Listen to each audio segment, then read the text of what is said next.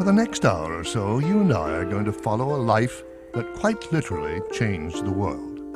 A life of both monumental success and failure, both the result of monumental ambition, and a life of irony. The life of a man who stood only 5 feet 6 inches tall and would become one of history's towering giants. The life of a man from a small, craggy island in the Mediterranean, who would one day sell the United States about a third of what the country is today, more than doubling its size at the time. The life of a man who was one of 13 children, and not the eldest, but would one day hand the crowns of Europe to his brothers and sisters.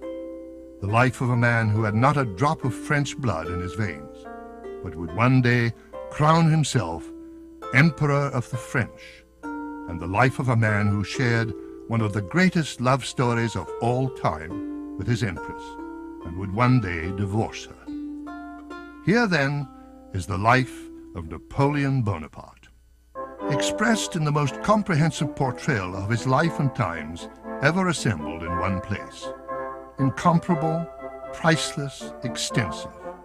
Singular treasures from the world's greatest private and public collections, from many countries, from the Château de Malmaison, Versailles, Fontainebleau, from the Vatican, from the National Archives, the Smithsonian, and the National Gallery of Art in Washington, from nearly 50 sources, all here together for the first and last time, exclusively in Memphis.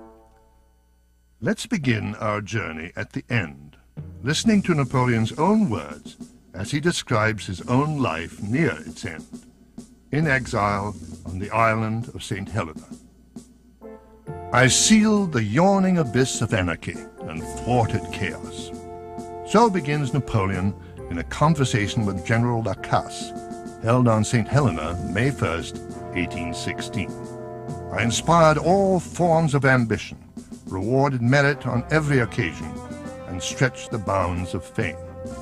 On what grounds could I be accused that would make it impossible for any historian to defend me? Will I be accused of loving war too much? He will prove that I was always only defending myself.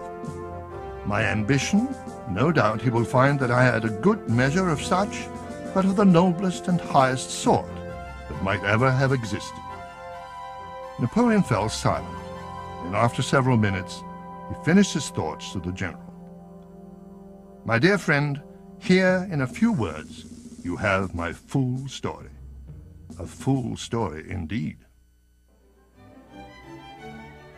Here in the first gallery of the exhibition we find outstanding examples of marble sculpture from the neoclassical age, the late 18th and early 19th centuries, sculpture recalling the classical beauty and glory of ancient Greece and Rome.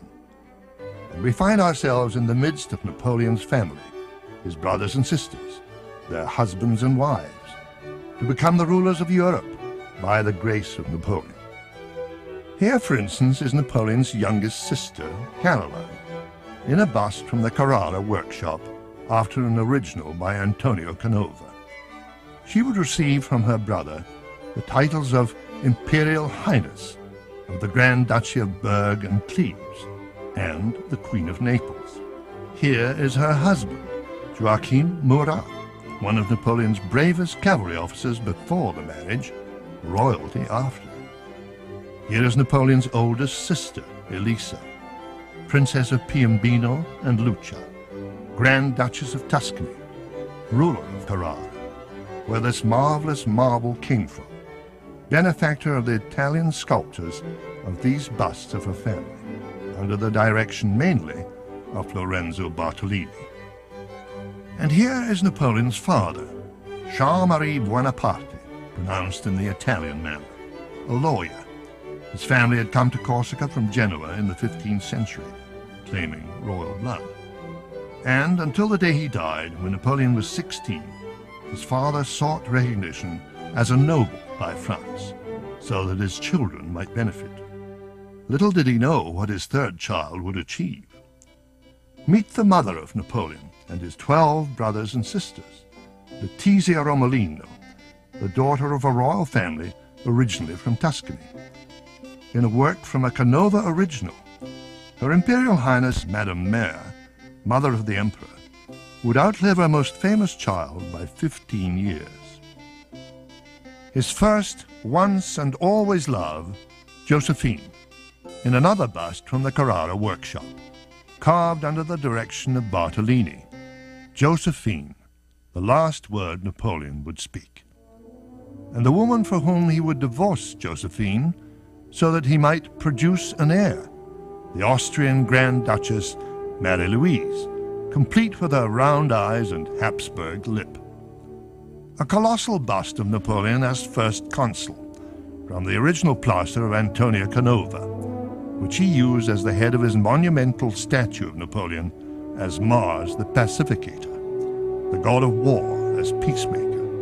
Another classical reference, and one with enough majestic beauty to equal its classical forebears. In the next gallery, we see the ordinary beginnings of this extraordinary man. This is Napoleon's walnut cradle, the cradle his mother would use for all her children until 1779, when she would give it to her husband's cousin. That family has it still. This is the house in which Napoleon was born in 1769, and except for his brother Joseph, the house in which all of his brothers and sisters were born. It stands in the old city of Ajaccio in Corsica. Napoleon would leave it and the island at the age of 9 to attend military school. He would be the first Corsican to graduate from the prestigious military college in Paris, founded by Louis XV, the École Militaire. After distinguishing himself in the Revolution and early in his career, he would be named a brigadier general at the age of 24 in 1793. And this container, made from silk, silver, copper, and papier-mâché, would mark the next monumental occasion of his life. He would meet Josephine in 1795, the widow of a nobleman with 2 children. This would be his wedding present to her in 1796, called a sultan. It was a wedding basket, the traditional gift from groom to bride, filled with jewels and trinkets, the best a young general could afford. This delicate document is the wedding certificate. From the ceremony that took place on the eve of Napoleon's coronation as emperor in 1804. They were actually married on March 9th, 1796, in a simple civil ceremony in Paris.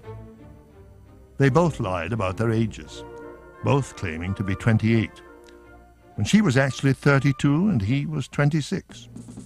Almost immediately, the young general would depart to take command of a military offensive in northern Italy and take his place in history. This canvas captures the moment when Napoleon became truly famous. The moment in his first Italian campaign when the handsome, steely-eyed general carried the flag at the head of his own troops and bravely led the grenadiers across the bridge at Arcole in November of 1796. Paintings like this were popular with the people and very popular with public figures because they afforded the opportunity to both depict and illustrate, and to glorify and magnify as well. Napoleon would be a master of this throughout his life. This one, by Antoine Jean Gros, is said to be a very good likeness of the young Bonaparte, because Josephine made him sit in her lap for the posing and held him still. The general's ambitious vision would next focus on Egypt. This is the first major battle of that campaign, a decisive victory over the Mamelukes by the French Eastern Army under the command of Bonaparte. The Battle of the Pyramids at Giza, July 21st, 1798, dramatically shown in this oil on canvas by Louis-François Lejeune.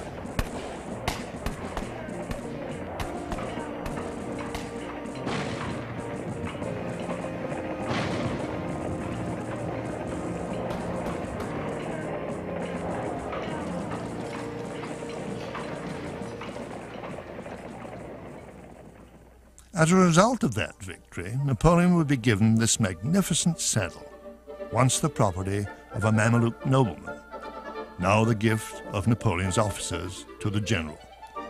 Note the intricate metalwork, the ornate pistols and their holsters.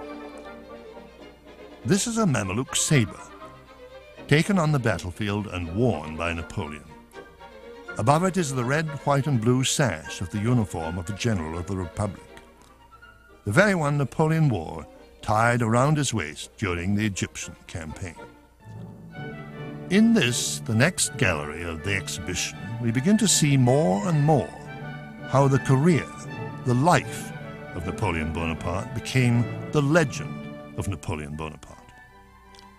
This, interestingly, is a view of Memphis in 1798. Not Memphis on the Mississippi River, the site of this exhibition, because that city wasn't laid out on the Chickasaw Bluffs until almost 20 years later, but the ruins of ancient Memphis on the Nile. One of 900 engravings from the books La Description de l'Égypte that Napoleon had compiled by the 36 scholars he had accompany him on the Egyptian campaign. Very early on, Napoleon hired a landscape painter, Giuseppe Pietro Baghetti, to highlight his military career. And here we see a view of Lodi by Baghetti from the First Italian campaign. In the battle, Napoleon personally oversaw artillery operations against the Austrians, placing the cannons and earning forever the nickname, the Little Corporal. Here is another stunning work by Antoine Jean Gros. Remember the bridge d'Arcole? This one is Bonaparte visiting the plague-stricken soldiers in the hospital at Jaffa during the Egyptian campaign.